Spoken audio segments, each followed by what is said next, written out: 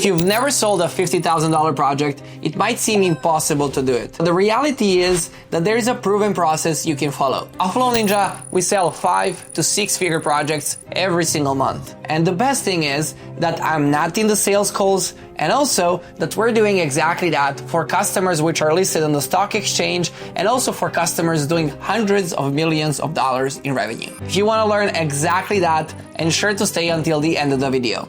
Before getting to the sales process, let's understand why do most sales calls fail and why was I failing at sales calls. I tried to present everything on one call. So I was trying to showcase to the customer that I'm the best, that I know exactly how much is that gonna cost. So I showed them the price on the first meeting, and I was talking a lot. So realistically, people were bored. And just with a small transition before we get to the sales process of trying to understand that the sales call is a consultation call. It's like you go to the doctors. When you go to the doctor should not be giving you prescription based on how you look or based on the first sentence you say. They want to know a lot more things before they give you a prescription for any medicine. And it's the same in sales. So you should focus on how are you different, not how are you the best, because everybody's telling them that they're the best. You need to understand the customer and showcase how are you different so that you can accommodate the needs that they have. And also you should focus on customer doing the talking. We have a metric at Flow Ninja where customers should be talking 80% of the time on the first sales call. Yes, 80%. If I go back to the beginning of my career, I was thinking that if I'm doing 90% of the talking, that was amazing. But the reality is, it was the worst decision ever. So, step number 1. Somebody reached out to get on a call with you. Amazing. This is the best thing ever that can happen. When somebody books a call with you, don't try to present everything and to show them the price directly and to think that you know what they need. You don't know. Maybe they don't need the thing that they reached out to, and maybe you can offer them some other services and some other value. But in order to run the first sales call properly, you need to answer these 3 questions. Why now, and why us? I know they sound dumb. They sound that they're just 3 questions that anybody else can answer, but most of the clients I've had previously, I did not know how to answer these 3 questions. Why do they need a service? Because sometimes they just say, hey, I want this, and they're gonna become the worst possible customer because they don't know why they need it. If you have a really good business case and you know why exactly they need it, you're gonna have a better sales call, you're gonna be positioning everything better, and it's gonna be so much easier for you to sell.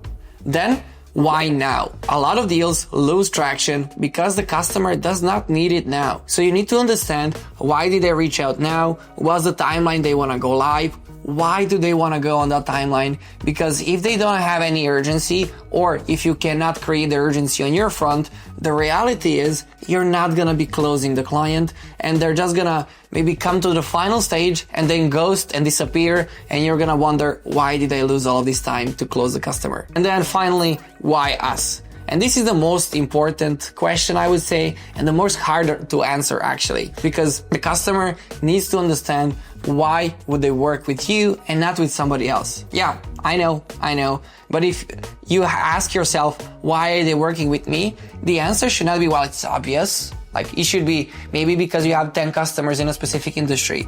Maybe you ask them different questions. But the more you talk to the customer, you should try to get a sense of why would they actually work with you and why does it make sense for them to work with you. And if it doesn't, I have sales calls today where my sales team at the agency goes ahead and says, hey, we're not the right fit. We're going to recommend you somebody else. They go to that other person, and down the line, they might recommend us a bigger customer, and we get better brand exposure. Second call. Strategy call. So the first call was about 25 to 30 minutes. That's probably realistically how much you're going to be getting from the customer. On the second call, you want to focus on the strategy. So you went ahead on the first call, you listened to the customer, you understood why now, and why us. And then on the second call, you want to show them the strategy. So you want to show them maybe a little bit of what you discussed, their problems, their pinpoints, their end goal, and how does success look like for them.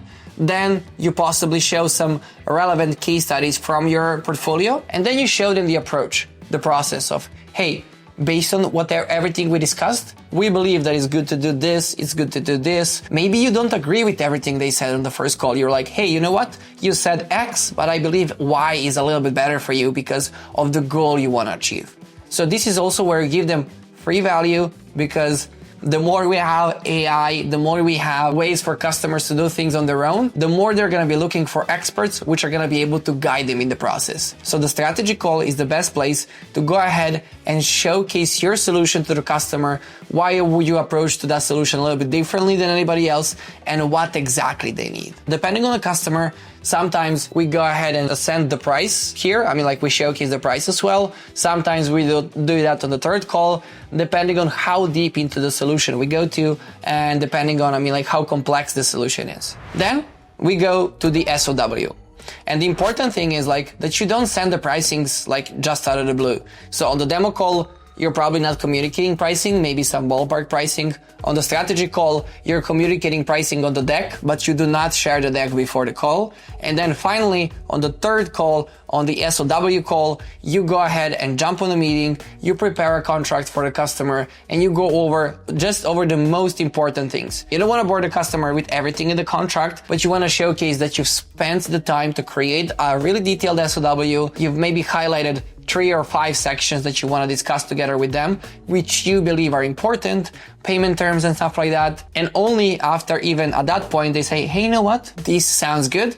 Then you send them that over to the email, and they can slowly go ahead and make their decision. And then afterwards, I mean, like, the fourth call is usually negotiations. One thing I always try to do is to never leave the first call without booking the second one. So maybe the process initially is going to be easy. You're going to meet maybe on Monday for the demo call. On Tuesday, you're going to meet for the strategy call. On Wednesday, you might meet for the SOW call. And then, like, everything else afterwards that's going to be following is going to be negotiations. So maybe that's going to be stretching for a month, 2 months. I mean, like, we have sales processes which were lasting for 2 years. So selling something more expensive is also going to come with different items. But the most important thing is, like, that you never leave a sales call without booking another one, or without agreeing on when is the next touch point. Because maybe customers don't know, can they get on a call yet? Maybe they are still getting the budget approval, but you need to know that they're going to say, hey, I'm going to get back to you on Wednesday evening or something like that, so that you know something which you can anchor to and which you can expect to know when the client is actually going to be giving you a response. So, with that said, you can see that sales at our company and sales at scale is more of a science. The more you know exactly every single next step that you have in the sales call, the easier it's going to be for you to run a business and to know how many customers you need to get, how many customers you're going to be closing, and to have a predictable way to run your business and kind of run your freelancing or career, or like your agency business. And if you want to learn a little bit more about how to run and scale your creative business, ensure to visit the link down below, where we're going to be preparing some great resources for you.